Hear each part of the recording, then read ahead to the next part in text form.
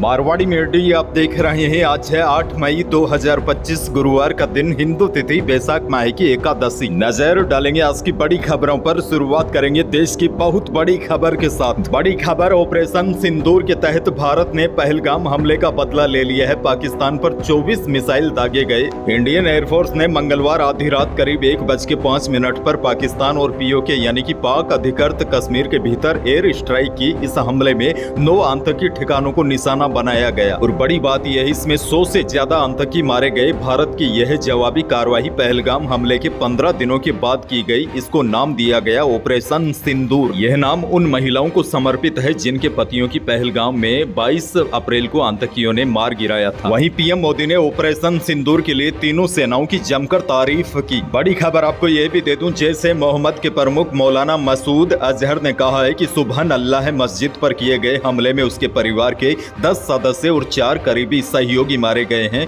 मृतकों में मौलाना मसूद अजहर की बड़ी बहन और उसका पति, मसूद अजहर का भतीजा और उसकी पत्नी और एक अन्य भतीजे और उसके परिवार के 5 बच्चे शामिल हैं। मसूद अजहर ने बयान जारी कर कहा है कि मेरे परिवार के लोगों को जन्नत नसीब होगी, मैं भी मर जाता तो अच्छा होता। बड़ी खबर यह भी देखिए, भारतीय सेना के ऑपरेशन सिंदूर से पड़ोसी देश पाकिस्तान में खलबली और बेचैनी है। नतीजन बौखलाए पाकिस्तानी सेना के जवान बीती रात से ही जम्मू कश्मीर के पुंछ में और तंगधार इलाकों में एलओसी के पास स्थित गांव को निशाना बनाकर भारी गोलाबारी कर रहा है, जिसमें अब तक 4 बच्चे समेत कम से कम 15 लोगों की मौत हो चुकी है। अच्छा, बड़ी खबर ये भी देखिए, भारत और पाकिस्तान के बीच बड़े तनाव के मद्देनजर केंद्रीय गृह मंत्रालय ने किसी भी आपात स्थिति के लिए तैयार रहने के लिए मॉक ड्रिल करने के निर्देश दिए थे, जिसके बाद बुधवार को देश के कई राज्यों में मॉक ड्रिल की गई। कई जगहों पर ब्लैकआउट की स्थिति बनाई गई। आपको बता दूं, गृह मंत्रालय के निर्देश पर देश में 244 जिलों में इस मॉक ड्रिल का आयोजन किया गया। इस ऑपरेशन को ऑपरेशन अभ्यास नाम दिया गया है। और बड़ी अपडेट ये भी देखिए, ऑपरेशन सिंदूर के बाद आज केंद्र सरकार ने सर्वदलीय बड़ी बैठक बुलाई है। इस बैठक में सत्तारूढ़ भाजपा, प्रमुख विपक्षी दल कांग्रेस के अलावा देश के तमाम राजनीतिक दलों के अध्यक्ष शामिल होंगे। बहरहाल आगे बढ़ेंगे। राजस्थान से बड़ी खबर, पाकिस्तान में हुई एयर स्ट्राइक के बाद राजस्थान में हाई अलर्ट जारी किया गया है। सुरक्षा कारणों से किशनगढ़ और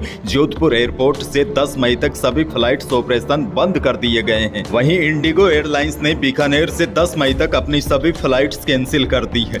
इसके साथ ही मौजूदा हालातों को देखते हुए उत्तर पश्चिमी रेलवे ने अपने सभी अधिकारियों और कर्मचारियों की छुट्टियां रद्द कर दी है। बुधवार को बॉर्डर एरिया वाले 4 जिले श्री गंगानगर, बाड़मेर, जैसलमेर, बीकानेर के स्कूलों में छुट्टी रही। जिला कलेक्टर के आदेश पर परीक्षाएं भी कैंसिल रही। वहीं बीकानेर और श्री गंगानगर में सरकारी कर्मचारियों की छुट्टियां रद्द कर उन्हें मुख्यालय नहीं छोड़ने का आदेश दिया गया। और बड़ी अपडेट आपको यह भी दे दूं, पाकिस्तान में हुई एयर स्ट्राइक के बाद श्री गंगानगर के बॉर्डर इलाके में बुधवार को रात भर बिजली बंद रही। बॉर्डर इलाके के विभिन्न गाँव में हाई अलर्ट के बाद से ब्लैकआउट की स्थिति में रहे। एक और बड़ी खबर, पाकिस्तान के आतंकी ठिकानों पर एयर स्ट्राइक के बाद बीजेपी और कांग्रेस नेताओं ने एक सुर में भारतीय सेना की तारीफ की। गहलोत और डोटासरा बोले, हम मजबूती से सेना और सरकार के साथ खड़े हैं, आतंक को जड़ से खत्म करें। एक और बड़ी खबर, भारत और पाकिस्तान के बीच बढ़ते तनाव और ऑपरेशन सिंदूर के बाद देश भर में सुरक्षा इंतजामों को लेकर चौकसी बढ़ा दी है। इसी क्रम में केंद्रीय गृह मंत्रालय के निर्देश पर राजस्थान के कई शहरों में बुधवार को युद्धकालीन हालात से निपटने के लिए मॉक ड्रिल करवाई गई। जयपुर, जोधपुर, उदयपुर, बीकानेर, दौसा, अलवर, सीकर, सिरोही, कोटा, बाड़मेर, जैसलमेर,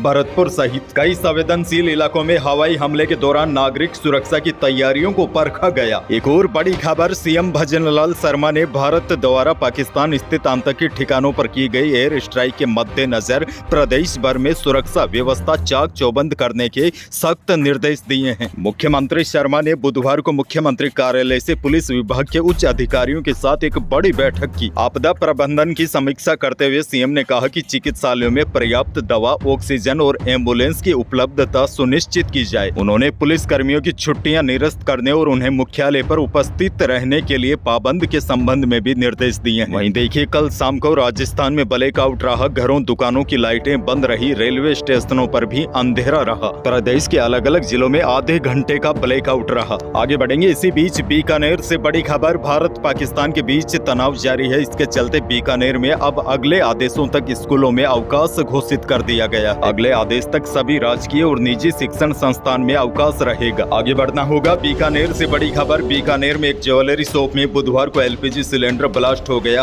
हादसे में 3 लोगों की मौत हो गई और कई लोग घायल बताए जा रहे हैं। बताया जा रहा है कि यह घटना सिटी कोतवाली के पास स्थित मथुरा मार्केट बुधवार दोपहर को हुई।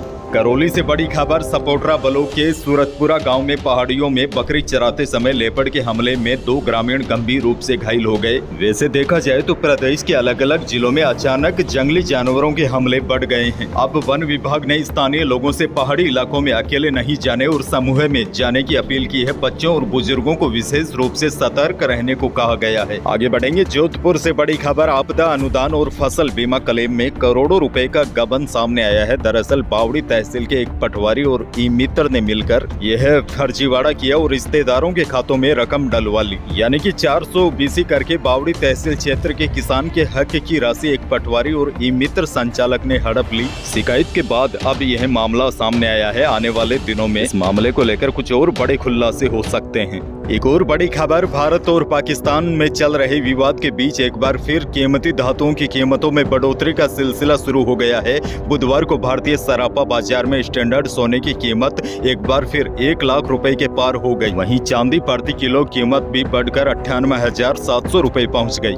जयपुर सराफा कमेटी की ओर से जारी भावों के अनुसार जयपुर में 10 ग्राम 24 कैरेट सोने की कीमत 1,100,000 रुपए पर आ गई। वहीं 22 कैरेट सोना प्रति 10 ग्राम 98,700 रुपए पहुंच गया और 18 कैरेट सोना भी 80,900 रुपए प्रति 10 ग्राम रहा। आगे बढ़ेंगे। बड़ी खबर। बागीदोरा के भारत आदिवासी पार्टी के विधायक जयकृष्ण पटेल को 20 लाख रुपए की रिश्वत के मामले में बुधवार को एसीबी कोर्ट ने जेल में भेज दिया है। वहीं कोर्ट ने विधायक के चचेरे भाई विजय पटेल को भी जेल भेजने के आदेश दिए हैं। वहीं पीए रोहित मीणा से पैसे लेकर छिपाने वाले जसवंत और जगराम की एसीबी को 2 दिन की रिमांड दी है। हालांकि एसीबी ने चारों की 4 दिन की रिमांड मांगी थी। वहीं एसीबी ने कोर्ट को बताया कि विधायक पटेल पूछताछ में सहयोग नहीं कर रहा है। उनके मोबाइल में कई सबूत है, इस पर विधायक से पूछताछ करनी है। आगे बढ़ेंगे। मौसम को लेकर बड़ी खबर। राजस्थान में बुधवार को भी पश्चिमी विक्षोभ का असर जारी रहा। जोधपुर, बाड़मेर, जालोर, उदयपुर समेत कई जिलों में बादल छाए रहे। कुछ इलाकों में तेज बारिश के साथ हल्की बारिश भी हुई। वहीं मौसम विभाग ने आज यानी कि 8 मई को भी प्रदेश के कई जिलों के लिए आंधी बारिश की चेतावनी जारी की है। बाड़मेर, जोधपुर, बीकानेर, नागौर, सीकर, इसके अलावा जयपुर, दौसा, जालोर, सिरोही, पाली, यहाँ पर आज भी पश्चिमी विक्षोभ के असर से कई जिलों में आंधी बारिश का दौर जारी रह सकता है और कई इलाकों में तेज आंधी के झोंके भी देखे जा सकते हैं। 9 मई के बाद पूरे प्रदेश में आंधी बारिश का दौर समाप्त होगा। अंत में एक और बड़ी खबर आपको दे दूं। रोहित शर्मा ने टेस्ट क्रिकेट में संन्यास ले लिया है। उन्होंने अपने इंस्टाग्राम अकाउंट पर स्टोरी शेयर कर रिटायरमेंट की जानकारी दी। T20 से पहले ही वह संन्यास ले चुके हैं। रोहित अब वनडे खेलना जारी रखेंगे, यानी कि अब रोहित शर्मा T20 और टेस्ट मैचों में खेलते नजर नहीं आएंगे। वह केवल वनडे खेलना जारी रखेंगे।